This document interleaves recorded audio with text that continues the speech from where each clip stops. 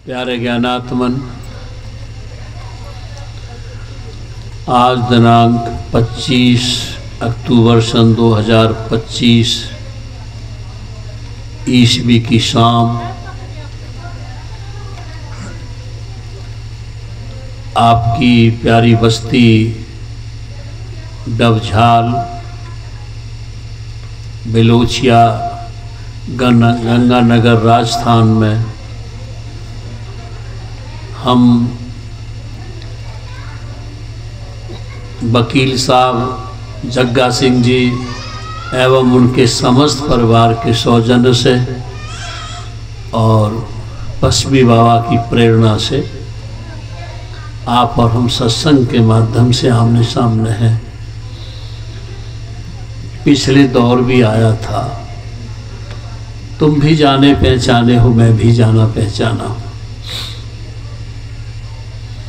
और कोई भी सत्संग का, अध्यात्म का ऐसा प्रसंग बाकी नहीं है जो आज के आधुनिक और वैज्ञानिक युग में किसी न किसी माध्यम से हम तुम तक न पहुंच पाया हो। कोई भी महापुरुष कहीं अपनी अनुसंधान करता है, अनुभव करता है, खोज करता है भीतर। कोई भी वैज्ञानिक कोई अनुसंधान खोज करता है तो वो सब टीवी के माध्यम से, अन्य प्रसार माध्यमों के माध्यम से हम तुम तक पहुंचता रहता है। अध्यात्म का भी प्रसंग कोई बाकी नहीं है जो आपसे और हमसे छिपा हुआ हो। तो संत महात्मा अपने समय में अपनी उपदेशनाओं को अपनी अपनी भाषाओं में कहते चले आए हैं। ये भारत भूमि का एक एक कण कण ऐसा होता है कि कहीं भी किसी भी जगह जब भी किसी भक्त को अपनी भक्ति का प्रेरणा देनी होती है, उसी क्षेत्र में वह प्रकट हो जाता, पैदा हो जाता है और संतों के संदेश को अपने समय के सभी सत्संगी भाई बहनों को, भगवत प्रेमियों को अपनी सूचना देने लगता है। तो एक सतगुरु ने अपने शिष्य से कहा, मैं स्वदेश जा रहा हूं, तुम यहां रहोगे। सूर्य चमक रहा है, सूर्य की तरफ से आंखें बंद मत करना, सूर्य की तरफ को पीठ भी मत फेरना और किसी ओट में भी खड़े मत हो जाना। ये सूर्य प्रतिपल प्रकाश बखेरता है। अगर तुम इस सूर्य की तरफ से आंखें बंद कर लेते हो या पीठ फेर लेते हो या किसी ओट में खड़े हो जाते हो तो तुम उसके प्रकाश से वंचित रह जाते हो, दूर रह जाते हो।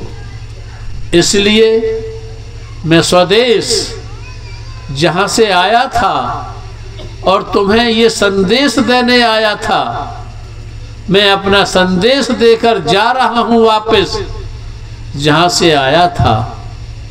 तुम और तुम्हारी संतति, तुम्हारा परिवार, तुम्हारा समाज, तुम्हारा देश, तुम्हारी संस्कृति यहां रहोगे। मेरे इन वचनों को याद रखना। सूरज की तरफ कभी पीठ मत देना, सूरज की तरफ से कभी आंख बंद मत करना और मत किसी ओट में खड़े होना। बस उसके प्रकाश बखेर रहा है, उस प्रकाश को समेटते रहना।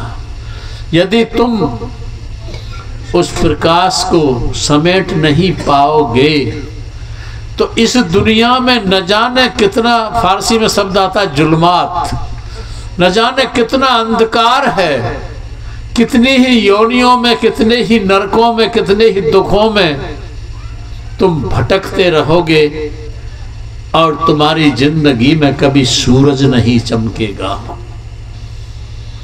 तुम कभी प्रकाश में नहीं पहुंचोगे। बस संतों का उद्देश्य यही होता है कि संतों के संदेश में यही रहस्य छिपा होता है कि जब भी इस दुनिया में कोई सतगुरु आता है वो सार शब्द का सूरज चमका के चला जाता है। और वो सार शब्द का सूरज ऐसा सूरज होता है जिसे इस दुनिया के चांद और सूरज भी नहीं आलोकित कर पाते, जिसके प्रकाश से, इन सूरज और चांदों के प्रकाश से भी तुम्हारे भीतर का अंधकार नहीं मिटता। तो ये कितने ही ईजाद कर लिए हैं तुमने बल्ब आदि, सूर्य चांद तारे, ये तुम्हारे भीतर के प्रकाश को दूर नहीं कर पाते। लेकिन सतगुरु का जो सार शब्द का सूरज है वो तुम्हारे युग युगों के अंधकार में भटकने वाले जीवन को प्रकाशमयी कर देता है। इसलिए सत्संग, सतगुरु, सार शब्द, सत्यनाम, इन्हें अपने घरों से, अपने दिलों से, अपने संतति परिवारों से, समाजों से दूर मत होने देना। ये तो शुरुआत हो जाती। मुझसे लोग कहते हैं कि आज भी कोई मोती पिरोगे, प्रवचन माला के धागे में आज भी कोई मोती पिरोगे? कहा हाँ, तुम्हें एक फिर इस डबझाल बलोचिया भाई जग्गा सिंह वकील साहब के आवास के प्रोग्राम में एक मोती पिरो रहा हूँ और उस मोती का नाम है उजमसी। नया सा नाम लग रहा होगा तुमने, क्योंकि हम दुनिया के लोगों को जानने में लगे रहते हैं, दुनिया की कहानियों को, इतिहासों को, दुनिया की घटनाओं को अखबारों में, समाचारों में पढ़ने में लगे रहते हैं। लेकिन कब कहाँ कोई महापुरुष आया और अपनी भक्ति का संदेश देकर परमात्मा के स्वरूप में लुप्त हो गया, विलीन हो गया, इसकी कम लोग ही खबर रखते हैं। तो उजमसी जो मोती पिरो रहा हूँ, ये कर्नाटका के काठियावाड़ क्षेत्र में बोटाद नाम के गांव में सन विक्रमी संवत 1947 में एक वैश्य बनिया परिवार में पैदा हुए थे। और परमात्मा जिससे जो काम लेना चाहता है उसमें ऐसी ही शक्ति भर देता है। यदि तुम्हें किसी धन की सेवा लेनी होती है, तुमको धनवान बना देता है। तुम्हारे शरीर की सेवा लेनी होती है, तुम्हें बलवान बना देता है। तुम्हारे ज्ञान की सेवा लेनी होती है, तुम्हें गुणवान बना देता है। और तुम्हें साधना की सेवा लेनी होती है तो तुम्हें अभ्यासी बना देता है। तो परमात्मा को उनसे अपना ही काम लेना था। उस मसीह से ही काम लेना था। उनके बंधन बचपन से ही ढीले कर दिए।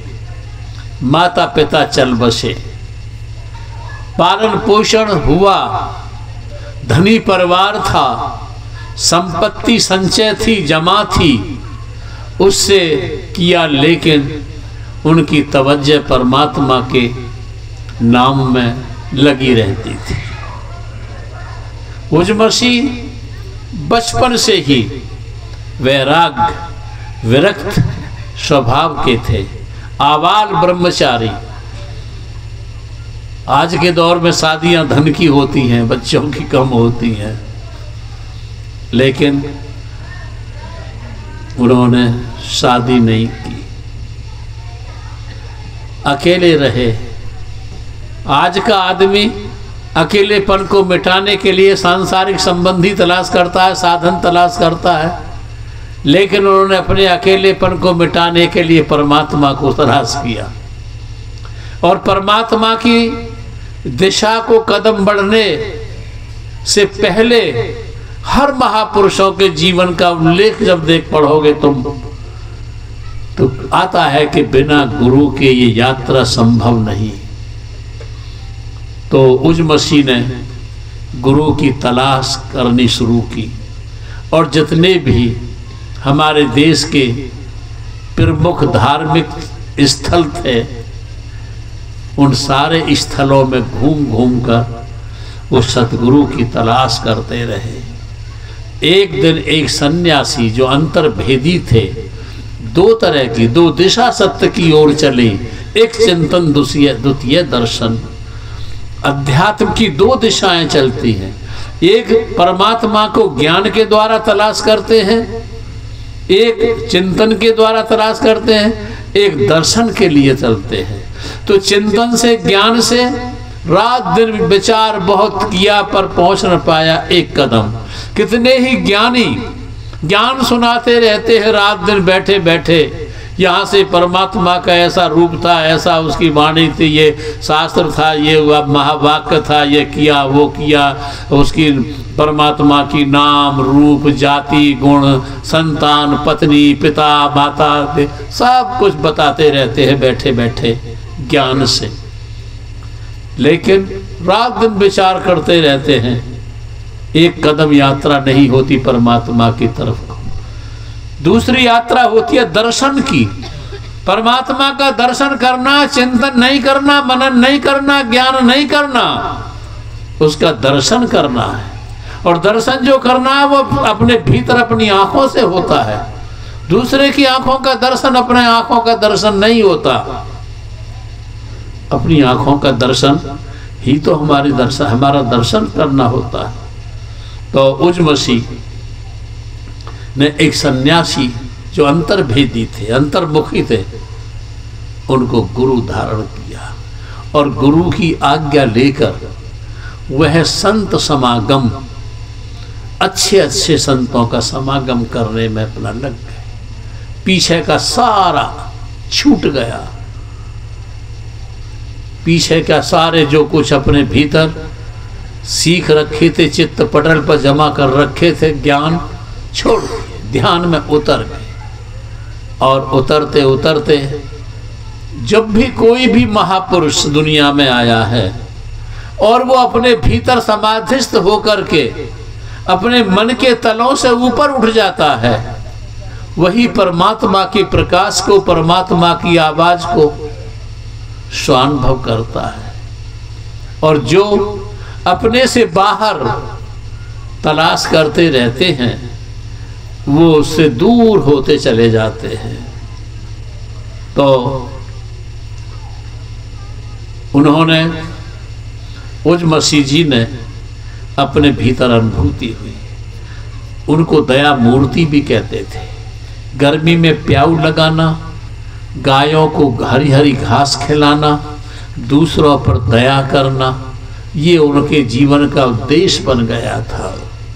लोग उन्हें दया मूर्ति कहते थे और इसी कार्य को करते करते वो परमात्मा का गुणगान करते करते, परमात्मा का ध्यान करते करते और परमात्मा का प्रमाण बनते बनते वह विक्रमी संवत 1991 में इस दुनिया से विदा हो गए और आकाश, अध्यात्म के आकाश में एक सितारे के रूप में चमकते रहे।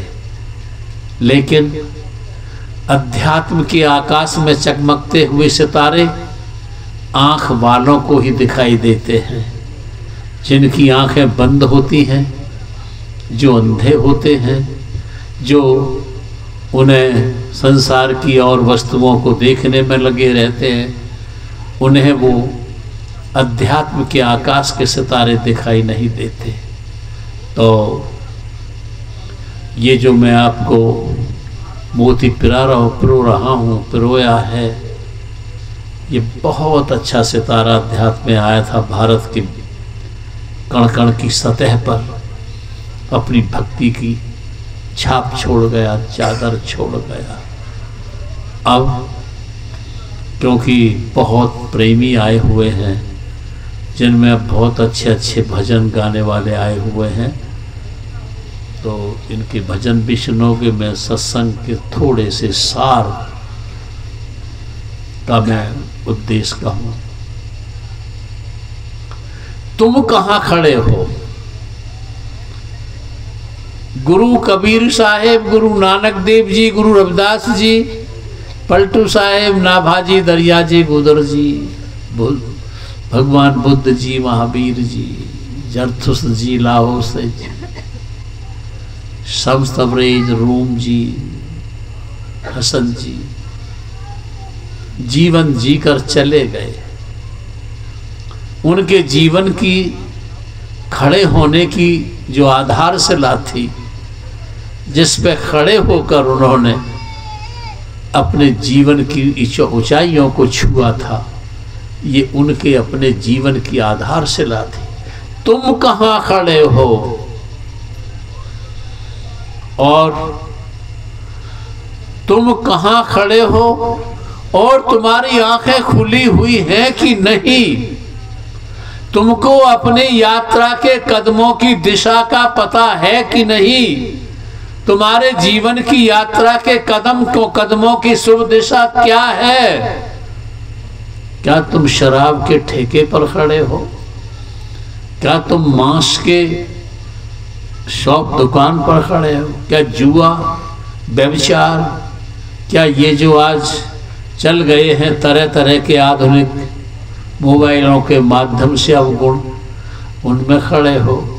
या दूसरों को धोखा छल देने में खड़े हो? कहाँ खड़े हो? या केवल शरीर के संबंधियों के संबंध निभाने में खड़े हो?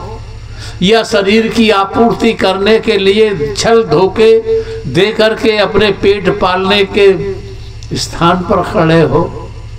या केवल दूसरों को धकेल कर पीछे आगे होने की लाइन में खड़े हो? तुम कहाँ खड़े हो? और अगर तुम सूरज की तरफ को पीठ करके खड़े हो गए हो,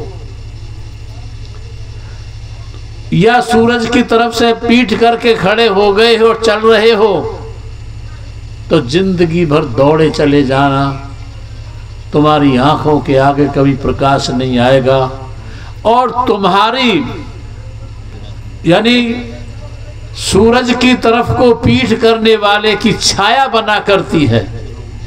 छाया उन्हीं की बना करती है जो सूरज की तरफ को पीठ कर लेते हैं। यदि सूरज की तरफ को आंखें करते हैं, उनकी कभी छाया नहीं बनती।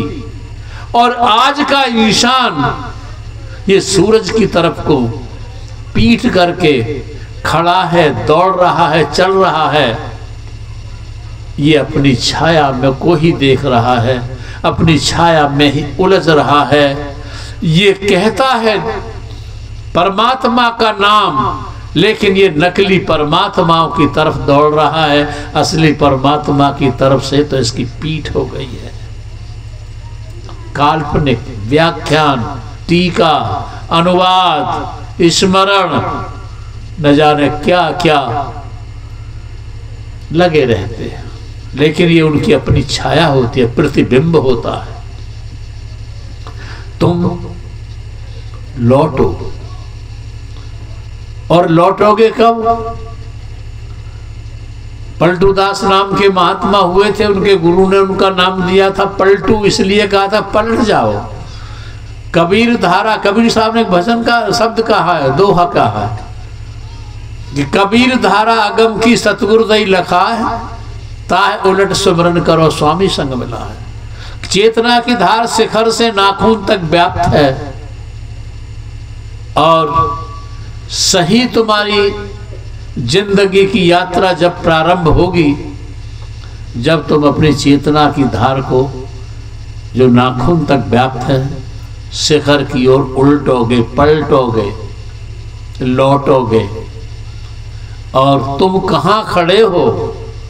मन के तल पर खड़े हो, बुद्धि के तल पर खड़े हो, अहम के तल पर खड़े हो, पैसा के तल पर खड़े हो, पद के तल पर खड़े हो, या अन्य किन्हीं मान्यताओं के तल पर खड़े हो, धारणाओं के तल पर खड़े हो, परंपराओं के तल पर खड़े हो, अंधविश्वासों के तल पर खड़े हो? कहाँ खड़े हो तुम? संत सदगुरु कहते हैं तुम खड़े हो जा भ्रू मध्य में, तुम खड़े हो जा अपने 9 द्वारों के, 9 द्वार, आँख के, कान के, नाक के, गुदा का, इंद्रिय के 9 द्वारों से ऊपर दोनों आंखों के बीच में भ्रू मध्य, जिसे भ्रू मध्य कहते हैं, कुछ भ्रकुटी कहते हैं, कुछ इसको कह देते हैं तीसरी आंख से नेत्र भी कह देते हैं। यहां खड़े हो जाओ। जब भ्रू मध्य में खड़े हो जाओगे तो जो तुम्हारी इंद्रियों के तल हैं, जो तुम्हारी वासनाओं के तल हैं, जो तुम्हारे मन और अहम और बुद्धि के तल हैं, ये सबसे ऊपर होगा। और यहां पर खड़े हो जाने के बाद परमात्मा की तरफ को तुम्हारी यात्रा शुरू होगी। जो लोग यहां खड़ा होना नहीं जानते हैं, वो चक्रों की, पिंड के चक्रों की, कमलों की यात्रा करने में लगे रहते हैं और ये उनका केवल भ्रम होता है कि मैं परमात्मा की भक्ति कर रहा हूं। परमात्मा की भक्ति शुरू होती है जब किसी अंतर्भेदी, अंतर्मुखी, इंट्रोवर्ट सतगुरु के पास पहुंचो और सतगुरु तुम्हें अब तुम्हारे भीतर ही प्रवेश करने की युक्ति, जिसे सूरज शब्द योग कहते हैं, सूरज शब्द योग का परिचय कराएगा और तुम्हें लौटकर जो तुम्हारी चेतना का मूल भंडार है, जिसे सचखंड, अनामी धाम, रासोई मुकाम, अकाल तख्त आदि के नामों से संतों ने पुकारा है, उस सचखंड अनामी धाम जहाँ से तुम यहाँ से आए हो, अपने क्षेत्र में मूल मुकाम में पहुँच जाओगे और तुम्हारा ये मानव शरीर सार्थक हो जाएगा, धन्य हो जाएगा। और यदि तुम भ्रू मध्य पर खड़े होकर सचखंड अनामी धाम की तरफ को अपनी दिशा नहीं बनाते हो, यात्रा शुरू नहीं करते हो, तो भले ही तुम मानव हो, श्रेष्ठ योनि में हो, लेकिन तुम में और पशु, पक्षी, वृक्ष आदि की योनियों में अंतर क्या रह जाता है? तुम भी पेट पाल के चले जाते हो, तुम भी संतान पैदा करके चले जाते हो और तुम भी जन्म मरण की परिधि में रह जाते हो, वो भी रह जाते हैं। ये यात्रा अगर शुरू कर देते हो तो तुम इन श्रेष्ठ योनियों में श्रेष्ठ व्यक्ति बनकर अपने जीवन को धन्य बना लेते हो। और जहाँ से आए हो परमात्मा के अंश हो, spirit is the part of God, ये आत्मा परमात्मा की अंश है, अपने मूल में समा जाते हो, तुम्हारा जीवन धन्य हो जाता है और तुम धन्य भागी हो जाते हो। यदि अपने इस जीवन को सार्थक बना लेते हो तो शराब से, मांस से, जुआ से, व्यभिचार से, अन्य अवगुणों से बचते हुए, जो आज फैशन बन गया है, समृद्धता का प्रतीक बन गया है, आज मांसाहार करना, शराब, नशा करना, इनसे बचकर अपने परिवारों को, अपने समाज को, अपने व्यक्तियों, अपने संतानों को, अपने देश को, अपने धर्म को एक ऊंचाइयों पर ले जाओ। एक भी छेद हो जाता है यदि तुम्हारी पात्रता में, जिंदगी में तो वही तुम्हारे अंदर परमात्मा की न्यायमतों को इकट्ठा नहीं होने देता। तो इन छेदों को रोक के बस सतगुरु की शरण में चले जाओ, और चले गए हो तो जो सतगुरु ने स्वर शब्द योग का अभ्यास सिखाया है आँखों से ऊपर सिमटने का, उसमें लगे रहो और अपना और अपने परिवार का, समाज का, धर्म का, देश का कल्याण करते रहो। इन्हीं शब्दों के साथ मैं अपनी बात पूरी करूंगा। आपने मेरी बात को बड़ी शांति और प्यार से सुना है, इसके लिए मैं आपका बहुत बहुत आभार व्यक्त करता हूँ। और अंत में आपके अंदर बैठे उसी कुल मालिक को राधा स्वामी।